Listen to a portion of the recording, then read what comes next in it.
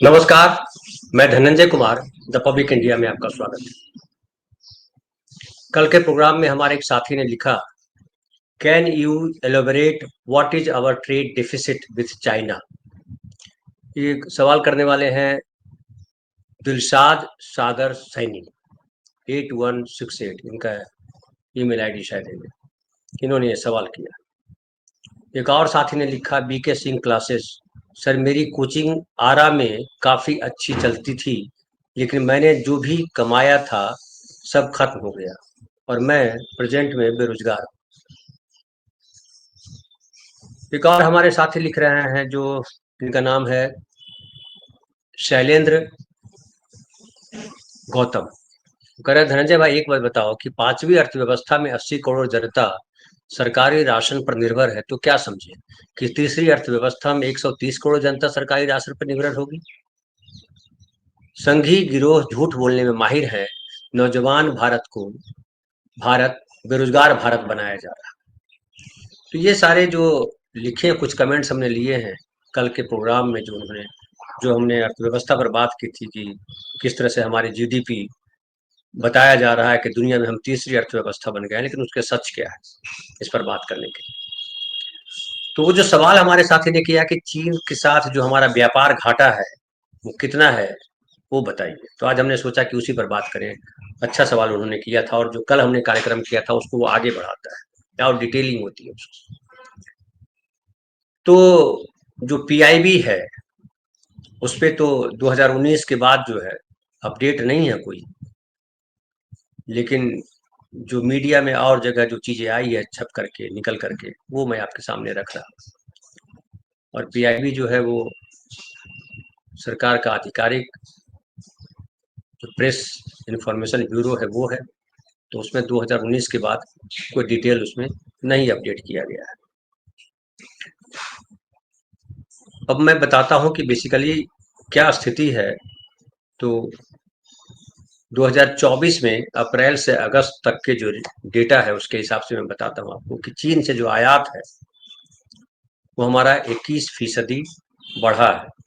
और जो व्यापार घाटा की साथी हमारे बात कर रहे थे, व्यापार घाटा बेसिकली ये होता है कि हम किसी देश से कितने का सामान मंगा रहे हैं यानी आयात कर रहे हैं और कितना सामान निर्यात कर रहे हैं, उन दोनों के बीच का जो अंतर है उसको हम व्यापार घाटा कहते हैं।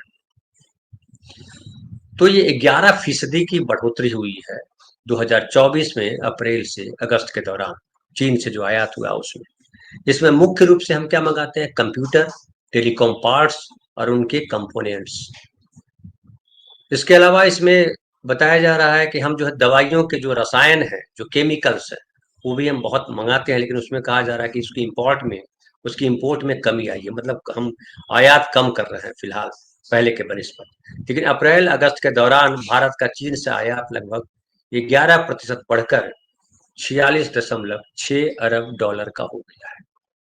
जबकि पिछले साल यानी 2023 में इसी अवधि में यानी अप्रैल से अगस्त के बीच में वो 42 अरब डॉलर था, यानी 4.6 अरब डॉलर और आयात हमारा बढ़ गया। उसके बाद देखिए एक संस्था है GTRI, global trade research initiative. उसके अनुसार चीन से आयात होने वाले सामान में 10 तरीके का 10 तरीके के जो आइटम्स है 10 तरीके जो आइटम्स है उसकी हिस्सेदारी में 83.8% वो हिस्सेदारी है जो हम आयात करते हैं, उसमें 10 मूल जो है आइटम्स। और अप्रैल अगस्त 2024 के दौरान इनमें औसतन 14.7% बढ़ोतरी दिखाई पड़ी। और उसमें महत्वपूर्ण है इलेक्ट्रॉनिक सामान, मशीनरी, कार्बनिक रसायन, जिनकी 2/3 हिस्सेदारी है। व्यापार घाटा की जो बात कर रहे थे तो वो देखिए कि अप्रैल 2024 के दौरान चीन के साथ भारत का व्यापार घाटा बढ़कर 40.8 अरब डॉलर हो गया, जबकि एक साल पहले 35.7 अरब डॉलर था। यानी जो व्यापार घाटा है वो लगातार बढ़ता जा रहा है। हालांकि कहा जा रहा है कि जो बढ़ रहा है 2014 के बाद वो बढ़त जो है वो कम प्रतिशत है, पहले ज्यादा बढ़ रहा था, ऐसा सरकार जो कहती है। खास करके जो पीयूष गोयल जो बता रहे थे उसमें भर के आया, वो मैं आगे बताऊंगा आपको। इसमें इसकी वजह यह है कि भारत का आयात तो बढ़ गया, लेकिन निर्यात 8% घटकर 6.3 अरब डॉलर रह गया। यानी जो आयात हमारा बढ़ा और निर्यात हमारा घट गया। GTRI यानी ग्लोबल ट्रेड रिसर्च इनिशिएटिव के अनुसार चीन से आयात इंटीग्रेटेड सर्किट, माइक्रो असेंबली और मेमोरी का आयात 49% बढ़कर 3.5 अरब डॉलर को हो गया। एक सेगमेंट के रूप में मोबाइल कंपोनेंट और फोन में 63% की वृद्धि देखी गई। यह 2.7 अरब डॉलर हो गया। अब ये भी कहा जा रहा है कि हम जो कंपोनेंट मंगाते हैं वहां से, जो आयात करते हैं, उसको हम असेंबल करते हैं, वहाँ कच्चा माल वहां से मंगाते हैं और यहाँ इसको बनाते हैं और फिर हम दूसरे देश में बेचते हैं। सरकार का ये दावा है। और इसलिए नरेंद्र मोदी को आपने सुना होगा, उन्होंने कहा कि हम मोबाइल बनाते हैं इतना, और मोबाइल जो बनाते हैं वहाँ कोई प्रोडक्ट बनाते नहीं, वो सारा बाहर से लाते हैं, उसको हम असेंबल कर करके उसको बेचते हैं। लेकिन आप देखिए मार्केट में क्या है, जितनी भी कंपनियां हैं सब विदेशी कंपनियां हैं।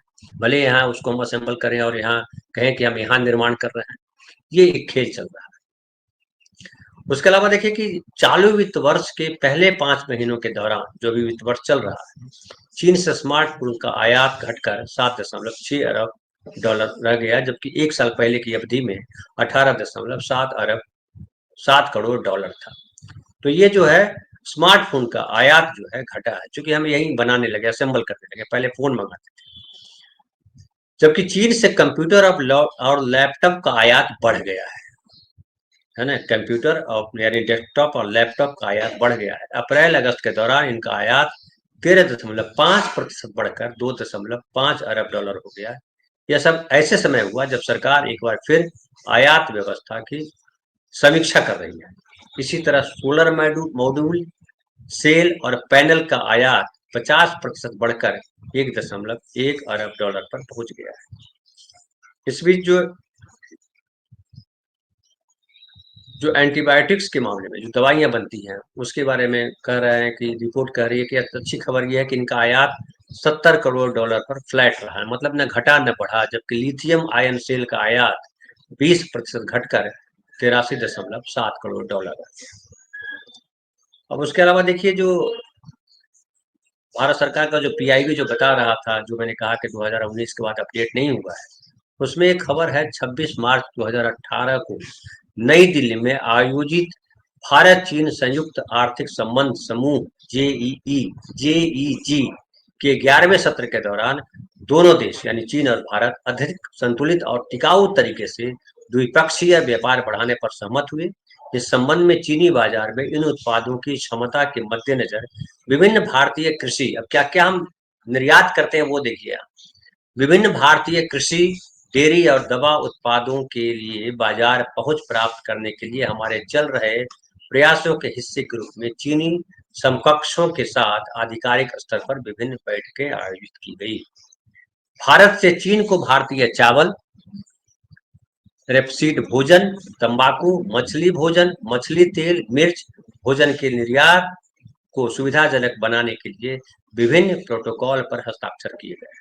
तो हम क्या भेजते हैं ये समझ लीजिए कि चीनी है, तिलहन है, भारतीय चावल है, अंगूर के निर्यात को बढ़ाने के लिए संभावित चीनी आयातकों और भारतीय निर्यातकों के बीच क्रेता विक्रेता बैठकों की सुविधा देकर निर्यातकों को सहायता प्रदान करने के लिए विभिन्न उपाय किए हैं। तो ये जो है हम क्या निर्यात करते हैं और क्या आयात करते हैं, आपको ये पता चला होगा। अब देखिए पिछले 8-9 सालों का जो डेटा है उसके आधार से चीन से आयात 60% बढ़ा है। और 5 चीजें जो भारत सबसे अधिक खरीदता है, उसमें जो है देखिए कि ये बता रहे हैं हम कि भारत ने साल 2021-22 में दुनिया भर के 216 देशों और क्षेत्रों से सामान खरीदा।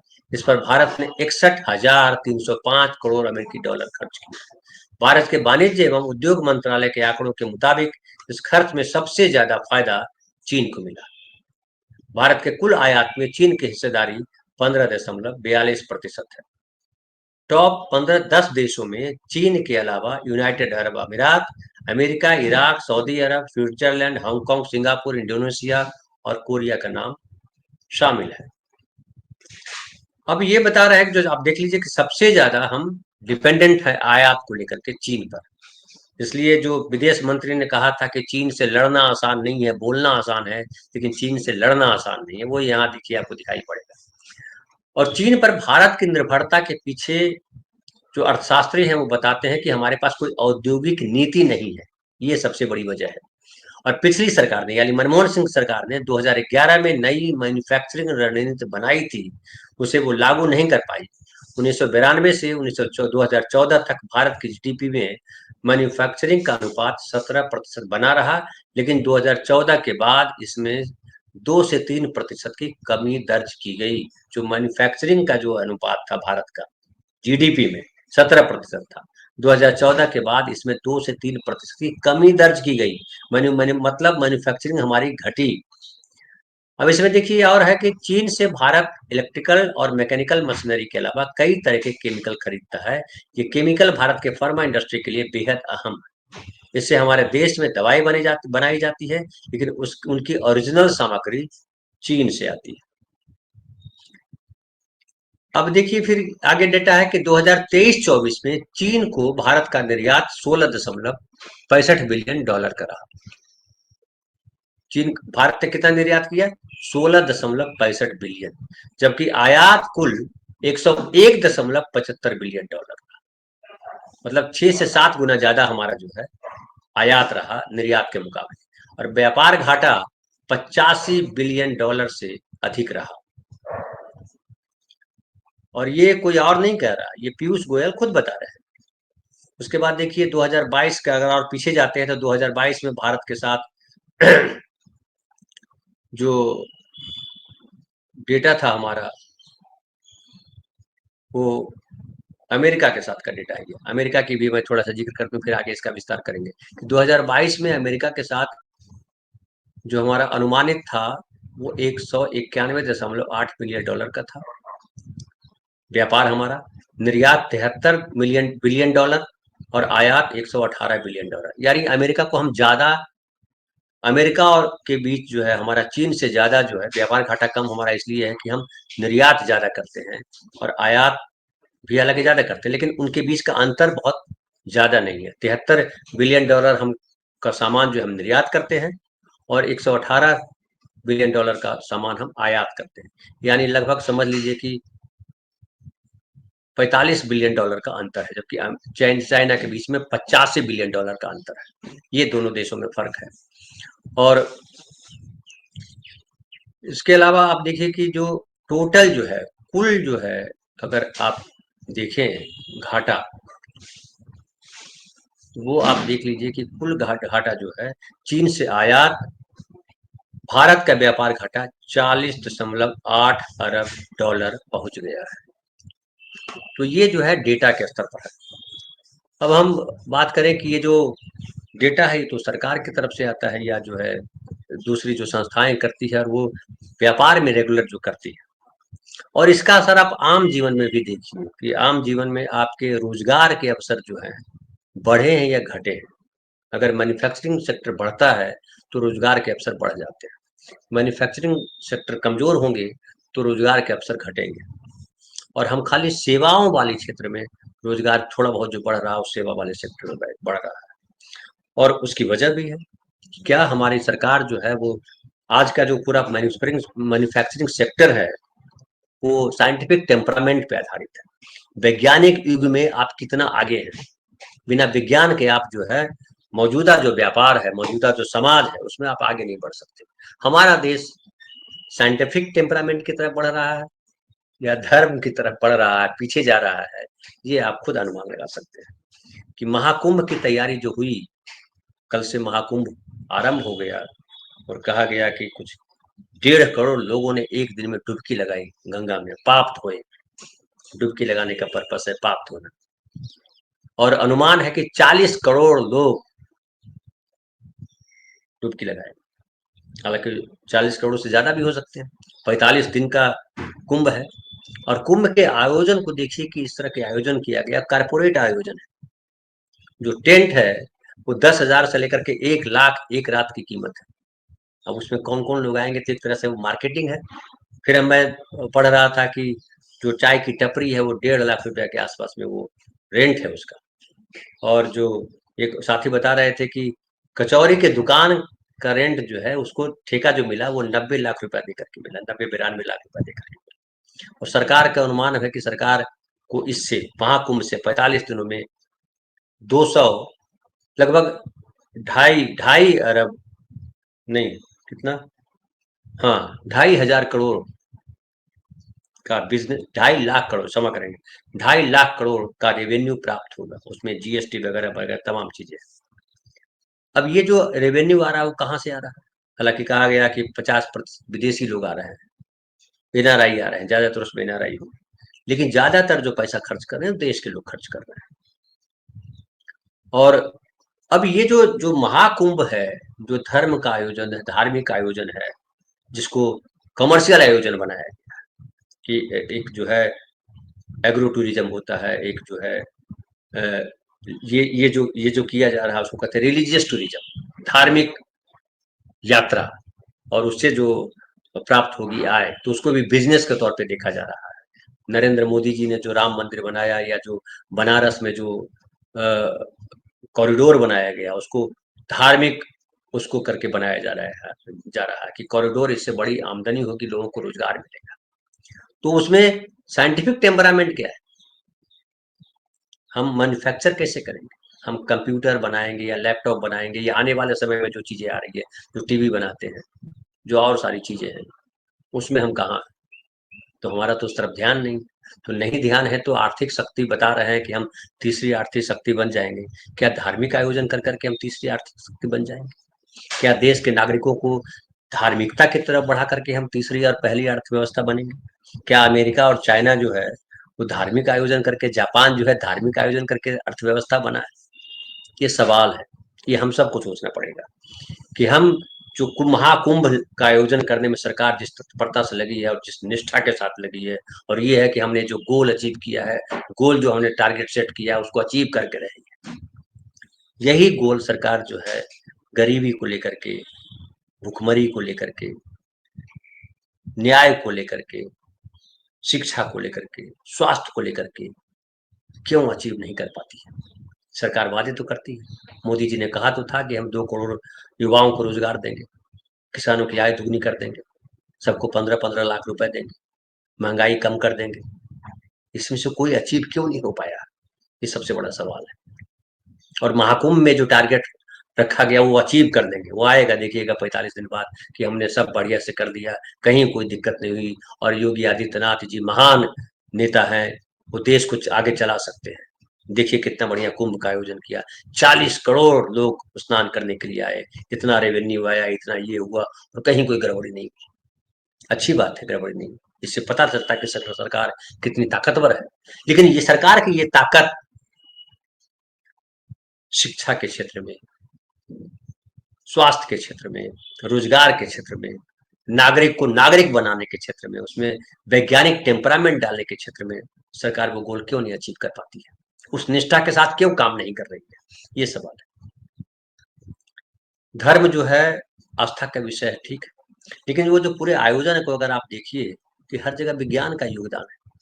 वो चाहे ड्रोन कैमरे से निगरानी की जा रही हो, या कमांडो आधुनिक हथियार लेकर के बैठे हो, या और जो पूरा तंत्र है, जो टेंट बनाया गया, जो और चीजें लगाई, सब जगह विज्ञान है। ऐसा तो है नहीं कि धर्म और जो बाबा आते हैं तंत्र मंत्र संयंत्र सब लगाते हैं उससे कुछ अचीव हो रहा है? फिर क्यों ड्रोन कैमरे से ये किया जा रहा है? चार साधु ऊपर रहते और वो बता देते देख करके कि यहाँ पे ये गड़बड़ी हो रही है। ड्रोन ड्रोन कैमरा लगाने की क्या जरूरत है? हवाई जहाज से लोगों की आने की क्या जरूरत है? वो साधना करते और पहुंच जाते, डुबकी लगा लेते गंगा में। इससे पता लगता है कि साइंटिफिक टेम्परामेंट जरूरी है, देश को विज्ञान के रास्ते बढ़ाया जा सकता है। और अमेरिका और चीन, जापान या जो भी देश है, जर्मनी, ये तमाम देश विज्ञान के रास्ते आगे बढ़े हैं, धर्म के रास्ते आगे नहीं बढ़े हैं। हमारे साथ विडंबना ये है कि हम पिछले कुछ सालों से, लगभग 35 सालों से हम लगा दें, जो राजीव गांधी ने जो ताला खुलवाया था तब से अब तक का अगर आप देखिए तो हम धार्मिक रास्ते से हासिल करना चाह रहे हैं। नरेंद्र मोदी जी की सरकार जब से बनी है, योगी आदित्यनाथ उत्तर प्रदेश से मुख्यमंत्री हैं बने हैं, तब से तो और जो लग रहा है कि धर्म के आधार पर हम पूरी दुनिया में विश्व गुरु बन जाएंगे। लेकिन क्या धर्म की ध्वजा फहरा करके हम विश्वगुरु बन सकते हैं? जिस धर्म की बात कर रहे हैं, धर्म तो फाइनली माना जाता है मानवता सबसे बड़ा धर्म है। और मैं बार बार तुलसीदास की उस पंक्ति को दोहराता हूँ, परहित सरिस धर्म नहीं भाई। लेकिन ये जो धर्म का आयोजन किया जा रहा, धार्मिक आयोजन, इसमें क्या है? इसमें मुसलमानों के प्रति क्या भाव रखा गया? इसमें धर्म का मतलब ये है कि हिंदू धर्म को जो मानने वाले लोग हैं वही ईश्वर की संतान है, और जो दलित समाज है उसके लिए क्या है इस धर्म में व्यवस्था? फाइनली इसका क्या है कि कुंभ नहाने से आपके इतने हजार जन्मों के पाप कटते हैं। पाप पुण्य का लेखा जोखा अगर सरकार कर रही हो आज के युग में, तो अंधविश्वास फैलाना कहा जाएगा। और हम लोग भी मानते हैं कि हम जो गरीब हैं तो पूर्व जन्म के फल है, ये अमीर हैं, ये प्रधानमंत्री मुख्यमंत्री बन गए, पूर्व जन्म के कर्म है। क्या साइंस इसको सही ठहराता है? क्या साइंस मानता है पूर्व जन्म इस तरीके से कि पूर्व जन्म के कर्म की वजह से ये हुआ आपको पाप? साइंस कहता है कि आप न्याय कीजिए, जो जीवन है उसके साथ न्याय कीजिए। 50 लाख लोग कोरोना में मारे गए, ढेर सारे लोग यहाँ जो है किसान धरना प्रदर्शन करते उसमें मारे गए, ढेर सारे लोग जो है नोटबंदी के दौरान लाइन में खड़े मारे गए, 85 करोड़ लोगों को जो है 5 किलो अनाज पे आपने जिंदा रखा हुआ है। मनुष्य होने का जो कर्तव्य है या जो मनुष्य होने का जो भाव है, क्या उन 85 करोड़ लोगों में जिनको आप दे रहे हैं उनमें है? पैदा किया आपने? 40 करोड़ लोग जो स्नान करने आएंगे उनको क्या दे के जा रहे हो? क्या दे रहे हो? ये एक एडवेंचर हो सकता है, एक संस्कृति का हिस्सा है कि इतने लोग, लेकिन गंगा को साफ करने के लिए कितना पैसा खर्च किया? क्या गंगा साफ हुई? क्या जमुना साफ है? नदी जो है वो बड़ा इंपॉर्टेंट है, नदी का महत्व यही है, जल का महत्व यही है कि वो साफ रहे, वही जीवन है, जल ही जीवन है। लेकिन उस जल को, उस नदी को साफ कर रखने के लिए क्या सरकार ने किया? महाकुंभ का आयोजन तो बहुत सफल हो गया।